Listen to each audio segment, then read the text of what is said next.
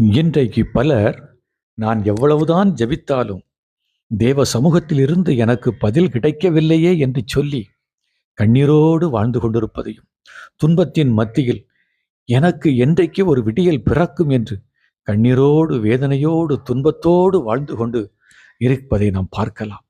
என் அன்பு சகோதரனே, உன்னுடைய ஜெபத்திற்கு பதில் இல்லாதபடி வேதனையோடு வாழ்ந்து கொண்டிருக்கிறாயோ? எனக்கு அன்பான தேவ ஜனங்களே, யோசேபாத் என்னும் ராஜாவுக்கு எதிராக மோவாபியர்களும் அமோனியர்களும் பெரும் படையோடு எதிர்த்து வந்தார்கள். யோசபாத் என்னும் ராஜா தேவ சமூகத்திலே, ஆண்டவரே, இப்பெரும் படையை எதிர்த்து நிற்க எனக்கு பலன் இல்லை, நீர்தாமே எனக்கு உதவி செய்யும் என்று தேவ சமூகத்திலே ஜெபித்த பொழுது ஆண்டவர் அவனுடைய ஜெபத்திற்கு பதில் கொடுத்தார்.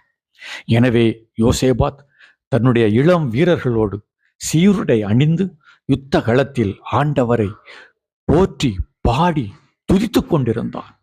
அந்த நேரத்தில் ஆண்டவர் எதிரியின் சேனைகளின் மத்தியிலே மிக பெரும் கலகத்தை உண்டு பண்ணி ஒருவருக்கொருவர் சண்டையிட்டு மாண்டு போகும்படியாக செய்தார். ஆண்டவருடைய பிள்ளைகள் சீருடை அணிந்து ஜெபிக்கின்ற பிள்ளைகளாக எதிரியின் பாளையத்தின் நடுவே இறங்கி எதிரியின் பொருட்களை 3 நாட்கள் கொள்ளையிட்டார்கள் என்று பைபிள் சொல்லுகிறது. எனக்கு அன்பான தேவ பிள்ளைகளே, உன்னுடைய ஜெபம் உன்னுடைய எதிரியை கலங்கடிக்கும். எனக்கு அன்பான தேவ பிள்ளைகளே, மனதிலே சோர்வில்லாதபடி தளர்வில்லாதபடி தொடர்ந்து தேவ சமூகத்திலே நீ ஜெபித்தீர்கள் என்று சொன்னால் உன்னுடைய ஜெபத்திற்கு பதில் கொடுக்கும்படியாக உனக்கு எதிராக எழும்புகின்ற எல்லா போராட்டத்திலிருந்தும் உனக்கு வெற்றியை கொடுக்கும்படியாக தேவன் இன்றைக்கு உனக்காக எழுந்தருளி வருவார். ஆமென்.